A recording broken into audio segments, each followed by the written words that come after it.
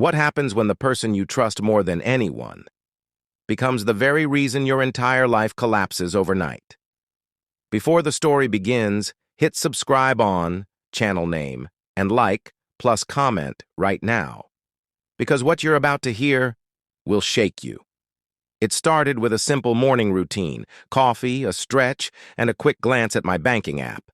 But the second the screen loaded, my heart slammed into my ribs. My checking account, 0. Savings, 0. Emergency fund, gone.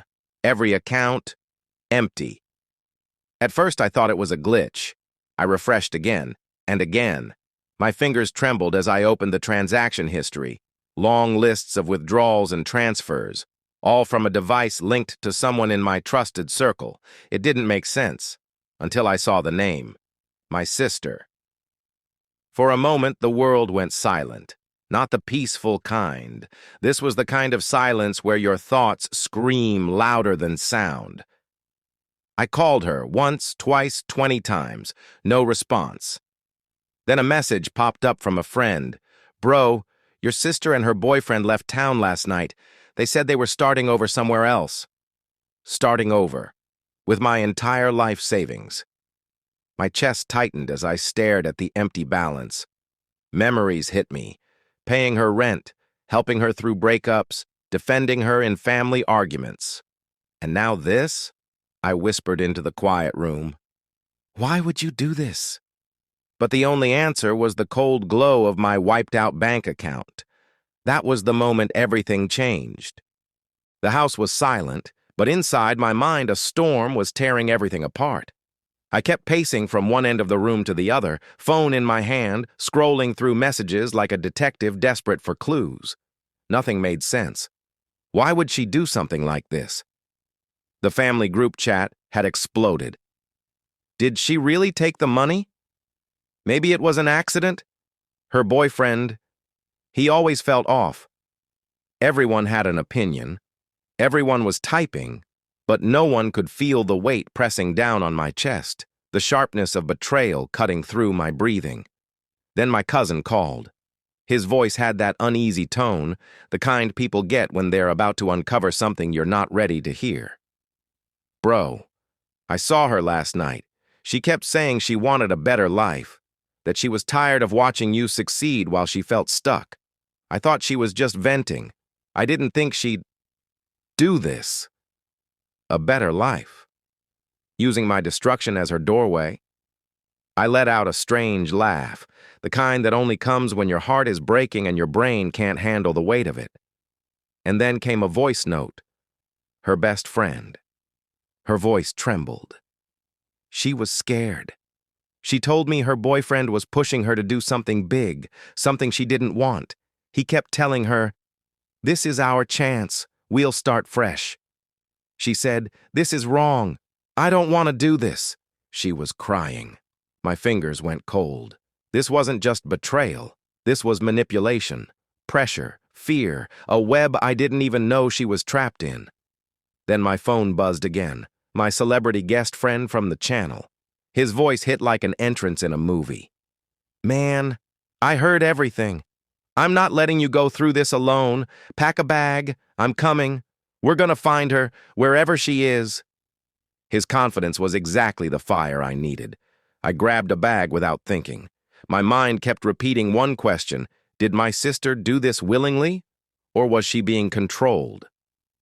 By evening, we were on the road, headlights slicing through the darkness, dust floating in the beams, tension thick inside the car.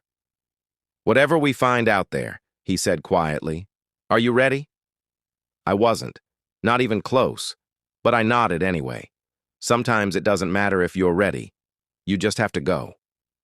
We drove toward the last ping from her phone, a rundown motel on the highway, where answers waited, where the truth, whatever it was, would finally reveal itself. By the time we reached the old highway motel, night had already swallowed everything around it. A flickering neon sign cast broken red light across the cracked parking lot, like something straight out of a crime thriller. My chest tightened as we stepped out of the car. This was the last place her phone had pinged. This was where the truth had to be hiding. The motel lobby smelled like dust and cheap coffee. Behind the counter sat a manager who looked like he had seen too much in life and cared about none of it. "We're looking for someone," my friend said. "Young woman, black hair, traveling with a guy who talks too loud." The manager didn't even blink. "Oh, them. Checked out this morning. Paid in cash. Left in a hurry." My heart dropped. We were too late. Again. But then the manager leaned forward and lowered his voice, as if remembering something important at the last second. "She dropped this." He slid a small folded paper across the counter. My breath caught in my throat as I opened it. It wasn't an apology, not even an explanation, just one chilling sentence in her handwriting. "I'm choosing myself this time. Don't come looking." The words burned. I felt anger, heartbreak, confusion, all crashing together inside me. My friend whispered beside me, "She's not even sorry, man." I didn't respond, because something about that note felt off. Too clean, too confident, too scripted. I stepped outside to breathe, the night air cold against my skin. That's when I heard a soft voice behind me. "Are you from Channel Name?" I turned to see a woman standing near the vending machine. A viewer, someone who recognized me. "I saw your sister," she said quietly. "Last night. She wasn't choosing anything.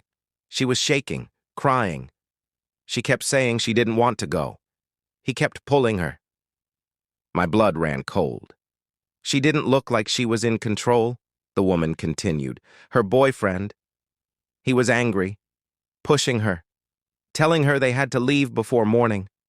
She said, 'Please, let me think.' And he grabbed her arm." Every part of me froze. This wasn't just betrayal. This was fear, control, maybe even danger. My friend clenched his jaw. "So she didn't steal the money for herself. He made her do it." Everything clicked at once. The rushed checkout, the cash payments, the shaky handwriting in the note. She wasn't running from me. She was running with him because she had no choice. And somewhere inside that realization, something painful shifted. I wasn't just searching for stolen money anymore. I was searching for my sister, my real sister, the one who still needed me. My friend turned to me, eyes sharp with determination. "We're not stopping here. If he forced her into this, we're getting her out. And we're bringing everything back."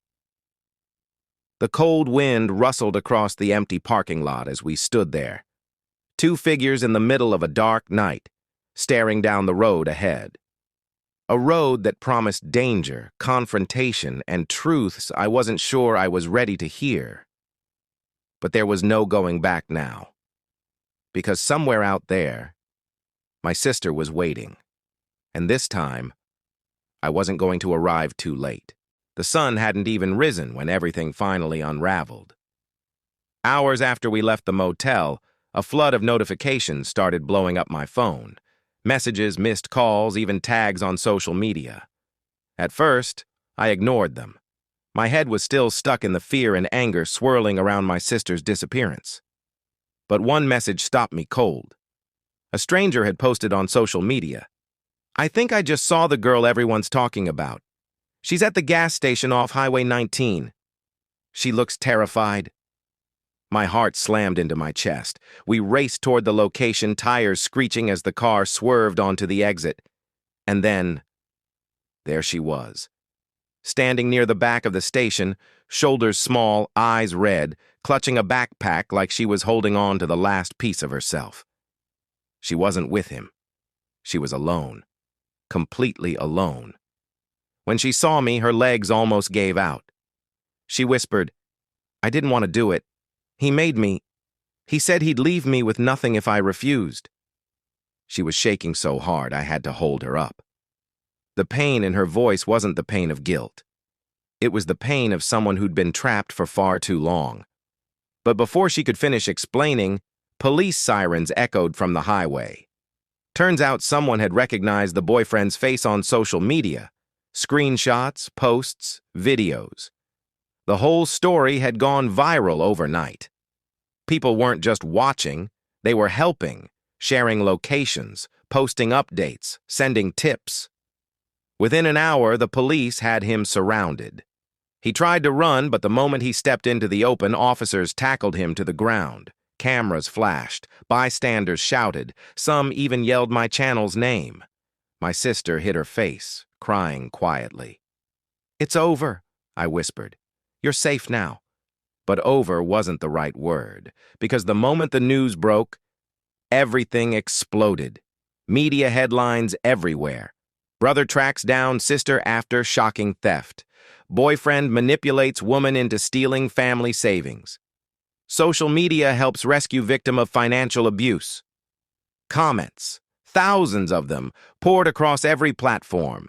Some people were furious, some were heartbroken, some said they had lived a similar nightmare, and some thanked us for sharing the reality of what manipulation looks like.